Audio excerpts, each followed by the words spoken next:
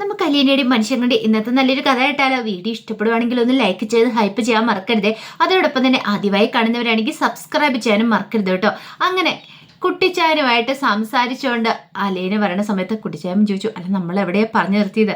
അല്ല LKG കാര്യങ്ങളൊക്കെ ഇനി മോള് ബാക്കി പറ. അല്ല വല്യപ്പച്ചനെ കിതയ്ക്കുന്നുണ്ടല്ലോ, അതൊന്നും സാരമില്ല, അവരോടെ നടന്ന് വീട്ടിലേക്ക് വരുവാണ്. അപ്പോഴേക്കും അലീന പറഞ്ഞത്, LKGയിലൊക്കെ പഠിക്കേണ്ട സമയത്ത് ഞാനൊക്കെ കീറി പറഞ്ഞ ഉടുപ്പുകളൊക്കെയാണ് ചില സമയത്ത് ഇട്ടുകൊണ്ടിരുന്നത്. കാരണം നല്ല നല്ല വസ്ത്രങ്ങളൊന്നും എനിക്കുണ്ടായിരുന്നില്ല. എനിക്കൊന്നും മാത്രമല്ല, അവിടെ ഓർഫനേജിലുള്ള പകുതി കുട്ടികൾക്കും അങ്ങനെയൊക്കെ തന്നെയായിരുന്നു. ബ്രിജിത്ത മമ്മി എവിടെന്നേലും പോയി എരുന്ന് വാങ്ങിച്ചുകൊണ്ട് വരും. ചിലപ്പോൾ അതൊക്കെ കീറിയതായിരിക്കും, അതൊക്കെ തുന്നി പിടിപ്പിച്ച് ഞാൻ കിട്ടുവരും. ബാക്കിയുള്ള കുട്ടികൾ പുറമേ നിന്ന് അവിടെ പഠിക്കാനായിട്ട് കുട്ടികളൊക്കെ ഉണ്ടായിരുന്നു. അവരൊക്കെ നല്ല വസ്ത്രങ്ങൾ ഇട്ടാണ് വരുന്നത്. അതുമാത്രമല്ല, അവരൊക്കെ അച്ഛൻ്റെ അമ്മയുടെ കൈ പിടിച്ചാണ് വരുന്നത്. ആ സമയത്ത് എനിക്ക് അത്ഭുതമായിരുന്നു. ഈ അച്ഛനെന്ന് പറഞ്ഞിട്ടുണ്ടെങ്കിൽ എന്താ ഏതാ അതിനെക്കുറിച്ചൊന്നും അറിയത്തില്ലല്ലോ, അച്ഛനെ എവിടുന്നാ കിട്ടുന്നത് എന്നൊക്കെ ഒരു ചിന്തയായിരുന്നു. ഒടുവിൽ ഞാൻ ബ്രിജിത്ത മമ്മിയോട് ചോദിച്ചു, മമ്മി ഞങ്ങൾക്ക് എന്താ അച്ഛനെ ഇല്ലാത്തതെന്ന് ചോദിച്ചു. അപ്പോഴേക്കും ബ്രിജിത്തമ്മ പറഞ്ഞു, ആര് പറഞ്ഞു മോൾക്ക് അച്ഛനില്ലാന്ന്? അത് കേട്ട് കഴിഞ്ഞപ്പോൾ കുട്ടിച്ചായ ചോദിച്ചു, അല്ല അച്ഛനുണ്ടെന്ന് ബ്രിജിത്തമ്മയും പറഞ്ഞോ? കാരണം എല്ലാവരും അവരുടെ അച്ഛന്മാരുടെ കൈയൊക്കെ പിടിച്ചു വരുമ്പോഴേ എനിക്കൊരു സംശയം ഉണ്ടായിരുന്നു, എനിക്കും അച്ഛൻ വേണമെന്ന് ഞാൻ പറഞ്ഞു. അപ്പോഴാണ് ബ്രിജിത്തമ്മ ഒരു ദിവസം എന്നെ മടിയിലെടുത്ത് വെച്ചിട്ട് പറഞ്ഞ്, മോൾക്ക് അച്ഛനുണ്ട്. അതാരാന്നറിയാവോ? മോളുടെ അച്ഛന് ദൈവമാന്ന് പറഞ്ഞു. ശരിക്കും പറഞ്ഞിട്ടുണ്ടല്ലേ, ഈ ദൈവത്തിനെ എല്ലാ കുട്ടികളെയും നോക്കാൻ പറ്റില്ല. അതുകൊണ്ട് കുറച്ച് കുട്ടികളുടെ ഉത്തരവാദിത്വം മാത്രം ഏറ്റെടുത്തു. ഇവിടെയുള്ള കുട്ടികളുടെ എല്ലാ അച്ഛന് ദൈവമാന്ന് പറഞ്ഞു. പിന്നെ ബാക്കിയുള്ള കുട്ടികളെ ഒന്നും നോക്കാൻ പറ്റാത്തതുകൊണ്ട് അവർക്ക് ഓരോരുത്തരും അങ്ങോട്ട് കൊടുത്തിരിക്കുന്നേ. അല്ല അപ്പം മോൾക്ക് ഇഷ്ടപ്പെട്ടില്ലേ മോളുടെ അച്ഛനെ? എനിക്ക് ഇഷ്ടപ്പെട്ടെന്ന് ഞാൻ പറഞ്ഞു. അതൊക്കെ കേട്ട് കഴിഞ്ഞപ്പോഴത്തേനും കുട്ടിച്ചായൻ്റെ കണ്ണൊക്കെ ഇങ്ങനെ നിറഞ്ഞു വന്നു. കുട്ടിച്ചായൻ പറഞ്ഞു, മോൾ ഒത്തിരി വിഷമിച്ചിട്ടുണ്ടല്ലേ? എനിക്കറിയത്തില്ലല്ലോ വല്യപ്പച്ച, അന്നത്തെ കാലത്തെ ബ്രിജിത്തമ്മയും പറയുന്ന കാര്യങ്ങളൊക്കെ അല്ലേ അറിയത്തുള്ളൂ. ഞങ്ങൾക്കും മമ്മിയുണ്ട്, പക്ഷേങ്കിൽ അച്ഛനില്ലാത്തതിൻ്റെ എന്തുകൊണ്ടാണെന്ന് അറിയത്തില്ല. ഈ അച്ഛനെ എവിടുന്ന് കിട്ടും, എങ്ങനെ വരും അച്ഛന് എന്നൊന്നും ഞങ്ങൾക്ക് അറിയണ്ടായിരുന്നില്ലല്ലോ. അങ്ങനെ അവർ സംസാരിച്ചുകൊണ്ട് നടക്കുന്ന സമയത്ത് കുട്ടിച്ചാൻ അലീനയുടെ തോളത്തേക്ക് കയറ്റിട്ട് പറഞ്ഞു, മോള് വിഷമിക്കൊന്നും വേണ്ട, വരാൻ പറഞ്ഞു. അങ്ങനെ കൂട്ടിക്കൊണ്ട് വീട്ടിലേക്ക് വരുവാണ്. ആൻ്റപ്പനും വിനോദും കൂടെ സംസാരിച്ചുകൊണ്ടിരിക്കുന്നുണ്ടായിരുന്നു. വിനോദ് പറഞ്ഞു, എന്നാലും എൻ്റെ ആൻ്റപ്പൻ ചേട്ടാ ഇതെങ്ങനെ സംഭവിച്ചത്? എങ്ങനെ നോക്കിയേ, ആ പെണ്ണിനെ ഇവിടുന്ന് ഓടിക്കാൻ വേണ്ടി വന്നതല്ലേ കുട്ടിച്ചായന്, എന്നിട്ടിപ്പോൾ അവളുടെ തോള് കൈ വെച്ചുകൊണ്ട് വരുന്നു. അത്ഭുതം തന്നെയെന്ന് പറഞ്ഞു. അങ്ങനെ അവർ രണ്ടുപേരും കൂടെ അടുത്തേക്ക് വന്നു. അപ്പോഴേക്കും ആൻ്റപ്പനോട് അത് കുട്ടിച്ചായൻ ചോദിച്ചു, അല്ല നിന്റെ കേണൽ സാബന്ധിയെ രാവിലെ തുടങ്ങിയിട്ടുണ്ട്. എന്ത് അടിയാണോ? പിന്നല്ലാതെ ബെഡ് കോഫിക്ക് പകരമുള്ള അടിയാ രാവിലെ തന്നെ തുടങ്ങിയിട്ടുണ്ടെന്ന് പറഞ്ഞു. വിനോദിനെ കുട്ടിച്ചായൻ ചോദിച്ചു, എടാ നിനക്കിന്ന് ഓട്ടം വല്ലതും പറഞ്ഞിട്ടുണ്ടോ? ഇന്നങ്ങനെ ഓട്ടമൊന്നുമില്ല, പക്ഷേ ചിലപ്പോൾ ഇടയ്ക്ക് കമ്പനിയിൽ നിന്ന് പോകണമായിരിക്കും എന്ന് പറഞ്ഞു. നിനക്ക് ശമ്പളമൊക്കെ കൃത്യമായിട്ട് കിട്ടുന്നുണ്ടല്ലോ? ഉണ്ടെന്ന് പറഞ്ഞു. ഓടിയില്ലേലും ശമ്പളമൊക്കെ കൃത്യമായിട്ട് കിട്ടുന്ന വേറെ എവിടെയെങ്കിലും ഉണ്ടോടാ ഇതുപോലെ? നിൻ്റെയൊക്കെ ഒരു ഭാഗ്യം. അതും പറഞ്ഞിട്ട് കുട്ടിച്ചാൻ അലീനയും കൊണ്ട് അകത്തേക്ക് അങ്ങോട്ട് കയറി പോവാണ്. അപ്പോഴേക്കും ബൈജു പറഞ്ഞു, കണ്ടില്ലേ ഇവിടേക്ക് എങ്ങനെ വന്ന അവധി കുടിച്ചാനാ ഇപ്പം അവളുടെ തോളത്ത് കൈയിട്ട് പോകുന്ന പോക്ക് കണ്ടില്ലേ? അല്ല ഞാനൊരു കാര്യം ചോദിച്ചോട്ടെ, ഈ കുട്ടിച്ചാൻ ആ പെണ്ണിനെ ഓടിക്കാൻ വന്നിട്ട് അതെന്താ ആനപ്പച്ചേട്ടാ ഓടിക്കാത്തെ?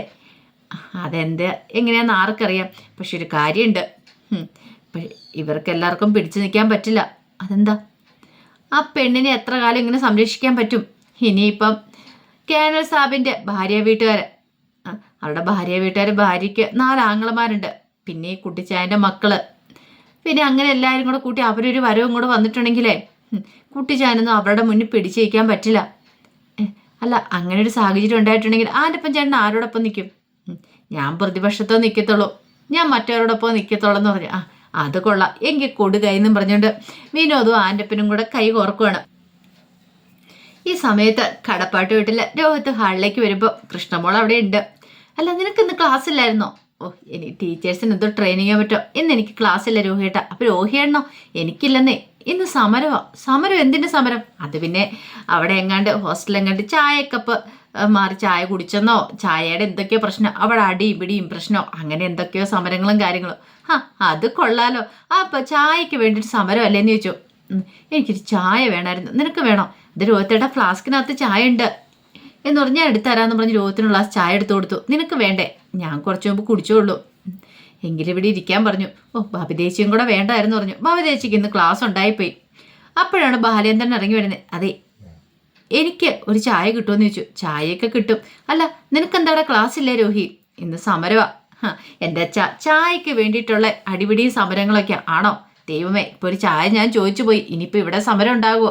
അതൊന്നും ഇല്ലാന്നും പറഞ്ഞുകൊണ്ട് കൃഷ്ണമോൾ ഒരു ഗ്ലാസ് ചായയൊക്കെ എടുത്തു കൊടുത്തു. അപ്പോഴാണ് വൈജയന്തി ഒരുങ്ങിക്കിട്ടി അങ്ങോട്ടേക്ക് ഇറങ്ങി വരുന്നത്. വൈജയന്തി വന്ന് കൃഷ്ണൻ നോക്കുമ്പോഴത്തേനും കൃഷ്ണമോൾ ചോദിച്ചു, ചായ വേണോ അമ്മയ്ക്ക്? ഞാൻ കുടിച്ചായിരുന്നു പറഞ്ഞു. എടാ രോഹി, നിനക്ക് എന്നെ ഒന്ന് കൊണ്ടുപോയി ഡ്രോപ്പ് ചെയ്യാൻ പറ്റുമോ? എങ്ങനെ, ബൈക്കിനോ? അല്ല നിനക്ക് കാറൊന്നും ഇല്ലല്ലോ. ഇല്ല, ഞാൻ കൊണ്ടേ ആക്കാം. അപ്പോഴേക്കും കൃഷ്ണമോള് പറഞ്ഞു, അല്ല അച്ഛൻ പോകുന്നുണ്ടല്ലോ ഷോപ്പിലേക്ക്, അച്ഛൻ്റെ കൂടെ പോയിക്കൂടെ? ആ സമയം ബാലേന്ദ്രൻ പറഞ്ഞു, ഞാൻ കുറച്ച് ലേറ്റ് ആയിട്ടേ പോകത്തുള്ളൂ, അപ്പം കൊണ്ട് ഡ്രോപ്പ് ചെയ്താൽ മതിയെങ്കിൽ അത് മതിയെന്ന് പറഞ്ഞു. വൈജയന്തി പറഞ്ഞു, എനിക്ക് അതിനുള്ള സമയമൊന്നുമില്ല, എനിക്ക് സമയത്ത് തന്നെ എത്തണമെന്ന് പറഞ്ഞു. അങ്ങനെ ആ സമയം രോഹി പറഞ്ഞു, ഞാൻ പോയി ഡ്രസ്സൊന്ന് മാറ്റിയിട്ട് വരട്ടെ. അതും പറഞ്ഞുകൊണ്ട് രോഹിത്ത് അകത്തേക്ക് അങ്ങോട്ട് കയറിപ്പോയി. അപ്പോഴേക്കും വൈജയന്തി ബാലേന്ദ്രനെ നോക്കി, ബാലേന്ദ്ര, ഞാൻ ഇന്ന് ജോയിൻ ചെയ്യാൻ പോവാണ്, വീണ്ടും ബാങ്കിലേക്ക് പോയി തുടങ്ങുകയെന്ന് പറഞ്ഞു. ബാലേന്ദ്രൻ മൈൻഡ് ചെയ്യാതെ കൃഷ്ണമോട് വിളിച്ചു, മോളെ ഇന്ന് വീട്ടിലേക്ക് വൈകുന്നേരം സാധനങ്ങൾ എന്തെങ്കിലും വാങ്ങിച്ചുകൊണ്ട് വരണോ? രോഹിയോടും ബബിതയോടും ഒന്ന് ചോദിച്ചിട്ട് വേണമെങ്കിൽ വൈകുന്നേരം നീ എന്നെ ഒന്ന് വിളിച്ച് പറഞ്ഞേക്കാൻ പറഞ്ഞു. ബാലേന്ദ്രനോടാ ഞാൻ പറയണേ, ബാലേന്ദ്രൻ എന്താ ചെവി കേൾക്കണില്ലേ? ഓഹോ, ഇപ്പം ഞാൻ പറഞ്ഞത് കേട്ടില്ല എന്നുണ്ടോ? ഒരു കാര്യത്തിന് പറഞ്ഞിട്ട് പോകുമ്പോൾ, ഓ ദേ വൈജയ്, നീ വെറുതെ ചൊറിയാൻ വരരുത്. നീ ചോദിക്കുകയും പറയുമെന്നും എന്നോട് വേണ്ട, അതിൻ്റെ ആവശ്യമില്ല. നീ തോന്നുമ്പം പോന്നു, തോന്നുമ്പം വരുന്നു. നമ്മൾ രണ്ടും തമ്മിൽ ചോദ്യവും പറച്ചിലും ഒക്കെ ഉണ്ടായിട്ടുണ്ടെങ്കിലേ പിന്നെ അത് വലിയ വഴക്കിലോ കലാശിക്കുള്ളൂ. എൻ്റെ ചോദ്യത്തിന് എല്ലാത്തിനും ഒന്നും ഉത്തരം തരാൻ നിന്നെ കൊണ്ട് പറ്റില്ല. ഓ, അവള് പോയതിൻ്റെ ദണ്ണമായിരിക്കില്ല ബാലേന്ദ്രന്. ദേ അനാവശ്യം പറയരുത്, പറഞ്ഞാലുണ്ടല്ലോ എൻ്റെ ചോദ്യത്തിന് മുന്നേ നിനക്ക് പിടിച്ചു വയ്ക്കാൻ പറ്റില്ല. മര്യാദയ്ക്ക് നിനക്ക് പോകുന്ന നല്ലതെന്ന് പറഞ്ഞുകൊണ്ട് ബാലേന്ദ്രൻ ദേഷ്യപ്പെട്ടു. വൈജയ്ക്ക് മനസ്സിലായി ബാലേന്ദ്രൻ്റെ മൂഡ് ശരിയല്ല. മിക്കവാറും എഴുന്നേറ്റ് വന്ന് കണ്ണത്തിനായിട്ട് നാളിനും പൊട്ടിക്കും തോന്നി. അത്ര ദേഷ്യത്തോട് കൂടിയാണ് ബാലേന്ദ്രൻ പറയണേ. അങ്ങനെ വൈജയന്തി പതുക്കെ അങ്ങോട്ട് നടക്കുമ്പോഴത്തേനും കൃഷ്ണമോട് നോക്കുമ്പോൾ ബാലേന്ദ്രൻ പറഞ്ഞു, ഒന്നുമില്ല എന്ന് പറഞ്ഞു. കണ്ണടച്ച് കാണിച്ചു. ഒടുവിൽ ഡ്രസ്സൊക്കെ മാറിയിട്ട് രോഗത്ത് ഇറങ്ങി വരുമ്പോഴത്തേനും രൂക്ഷമായിട്ട് വൈജയന്തി നോക്കിയിട്ട്, ഇത്ര സമയം വേണോടാ നിനക്ക് ഡ്രസ്സ് മാറാനായിട്ട്? ഇത്ര സമയം? അങ്ങനെ ഒടുവിൽ പുറത്തേക്ക് ഇറങ്ങി ബൈക്ക് സ്റ്റാർട്ട് ചെയ്യുകയാണ് രോഹിത്ത്. ആ സമയത്ത് വൈജയന്തി വന്ന് ബൈക്കിൽ കയറാനായിട്ട് തുടങ്ങുകയാണ്. അപ്പോഴേക്കും ബാലേന്ദ്രനും കൃഷ്ണമോളും കൂടെ അങ്ങോട്ടേക്ക് ഇറങ്ങി വന്നു. അവർ സിറ്റ് ഔട്ട് നിൽക്കുകയാണ്. വൈജയന്തി ബൈക്കിൽ കയറാൻ നോക്കിയിട്ട് വൈജയന്തിക്ക് കയറാൻ പറ്റുന്നില്ല. ഓ, ഇതിനേക്കാളും ഭേദം വല്ല ടാക്സിയും വിളിച്ച് പോകുന്നായിരുന്നു. രോഹിത്ത് പറഞ്ഞു, എങ്കിൽ പിന്നെ ആവാൻ വരായിരുന്നോ? അമ്മയ്ക്ക് കയറാൻ അറിയത്തില്ല, പിന്നെ കാര്യം പറഞ്ഞാൽ പോരെ. മിണ്ടാതെ വണ്ടി എടുക്കലാന്ന് പറഞ്ഞു. അങ്ങനെ ഒരു വിധത്തിൽ പിടിച്ചിരുന്ന് പോവാണ്. അപ്പോഴേക്കും കൃഷ്ണമോള് ബാലേന്ദ്രനോട് ചോദിച്ചു, അല്ല അമ്മയ്ക്ക് വല്ല പ്രശ്നം ഉണ്ടായിരിക്കുമോ ബൈക്കിൽ പോയതുകൊണ്ട്? അങ്ങനെയൊന്നും ഉണ്ടാകത്തില്ലെന്നേ മോളെ, എൻ്റെ ബാഗാണ് ഡൈനിങ് ടേബിളിലുണ്ട്, എടുത്തുകൊണ്ട് വരാൻ പറഞ്ഞു. അങ്ങനെ കൃഷ്ണമോള് ബാഗൊക്കെ എടുത്തുകൊണ്ട് ബാലേന്ദ്രനെ കൊടുത്തു. എന്നിട്ട് ചോദിച്ചു, അച്ഛൻ ഓക്കെ ആണോ? അത് നമ്മൾ അങ്ങനെ ചോദിച്ചേ, അല്ല ഞാൻ ചോദിച്ചതാ, മോൾക്ക് എന്താ തോന്നുന്നത്? ഞാൻ ഓക്കെ ആണെന്നാണോ ഓക്കെ അല്ലെന്നാണോ? എനിക്കറിയില്ല. അച്ഛനെ മുഖം കണ്ട് വിഷമിക്കേണ്ട കാര്യമൊന്നുമില്ല. എനിക്ക് ഓക്കെ ആതിരിക്കാൻ പറ്റുമോ? നിങ്ങൾ മക്കളുണ്ടല്ലോ, അപ്പം നിങ്ങളുടെ കാര്യങ്ങൾ എനിക്കിനി നോക്കണം. അതിനു വേണ്ടിയിട്ട് മാത്രം ഇപ്പം ഞാൻ ജീവിക്കണേന്ന് പറഞ്ഞു. അതൊക്കെ പറഞ്ഞിട്ട് ബാലേന്ദ്രൻ കൃഷ്ണമോളോട് യാത്രയും പറഞ്ഞിട്ട് പോവുകയാണ്. ഈ സമയത്ത് സ്റ്റാലിൻ മദ്യപിച്ചുകൊണ്ടിരിക്കുകയാണ്. രാവിലെ തന്നെ മദ്യപാനം തുടങ്ങി. അപ്പോഴേക്ക് കുട്ടിച്ചാൻ അങ്ങോട്ട് വന്നു. കുട്ടിച്ചാനെ കണ്ടപ്പോൾ സ്റ്റാലിൻ പറഞ്ഞു, ഒരെണ്ണം ഒഴിക്കട്ടെ അപ്പച്ച? എനിക്ക് വേണ്ട, അവൾക്ക് ഇതൊന്നും ഇഷ്ടമില്ല എന്ന് പറഞ്ഞു. ഓ, ഇപ്പം ചിന്നമ്മയ്ക്ക് ഇഷ്ടമില്ലാത്ത കാര്യങ്ങളൊന്നും അപ്പച്ച ചെയ്യുന്നില്ലായിരിക്കില്ലേ? എടാ അതല്ല, മദ്യപിച്ചിട്ട് അവളുടെ മുന്നിലേക്ക് ചെല്ലാൻ പറ്റില്ല, അവള് കണ്ടുപിടിക്കും. പിന്നെ അവള് മണത്ത് നോക്കാൻ പോലെ, അതൊക്കെ അവൾക്കറിയാം. അവൾ അങ്ങനത്തെ ഒരു പെണ്ണാ, നിനക്കത് അറിയാൻ മേലാഞ്ഞിട്ടാ. എടാ നീ നിന്റെ ഈ കൂടി കുറച്ചൊക്കെ നിർത്തണം. ഓ, ഈ അപ്പച്ചൻ്റെ ഒരു കാര്യം എന്തിനാ അപ്പച്ച? ഇതൊക്കെ എൻ്റെ ശീലങ്ങളല്ലേ? എടാ അതൊന്നും അല്ല, ഇവിടെ ഒരു പെണ്ണെന്നുള്ള കാര്യം ഓർമ്മ വേണം. അവൾക്ക് ഇത് ഇഷ്ടമില്ലാത്ത കാര്യമാണ്. ഓ, ഈ പെണ്ണുങ്ങൾ പണ്ട് മുതൽ ഇങ്ങനെയൊക്കെ തന്നെയാ. അവർക്ക് കുടിക്കുന്നൊന്നും ഇഷ്ടമില്ല എന്നും പറഞ്ഞുകൊണ്ട് കുടിയന്മാരുടെ എണ്ണം കുറഞ്ഞോ? ഇല്ല. മദ്യപാനികളുടെ എണ്ണം കുറഞ്ഞോ? അതുമില്ല. എന്നും പറഞ്ഞുകൊണ്ട് ആണുങ്ങൾക്ക് പെണ്ണ് കിട്ടാതിരിക്കുന്നില്ലല്ലോ? അതൊന്നുമില്ല. അതൊക്കെ അങ്ങനെ അങ്ങോട്ട് പോയിക്കോളും.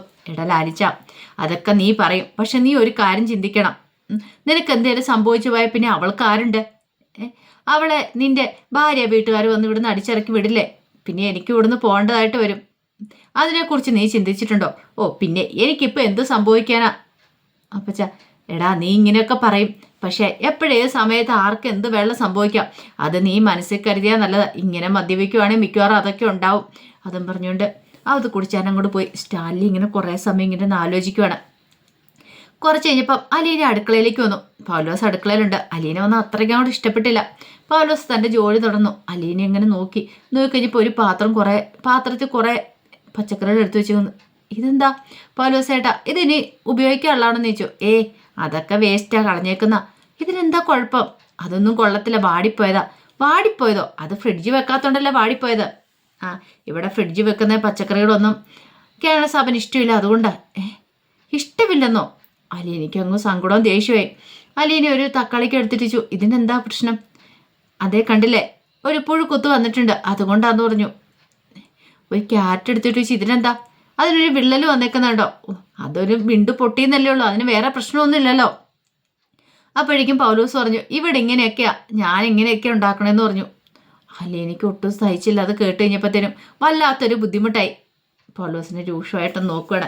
അതിൻ്റെ കഥകളൊക്കെ ഇന്ന് കാണുന്നത്. ഇതിൻ്റെ ബാക്കി വിശേഷങ്ങളുമായിട്ട് വൈകുന്നേരത്തെ പ്രമോയി വരാട്ടോ. ഒരിക്കൽ കൂടി എല്ലാവർക്കും ശുഭദിനം നേർന്നുകൊണ്ട് നിർത്തുന്നു. നന്ദി.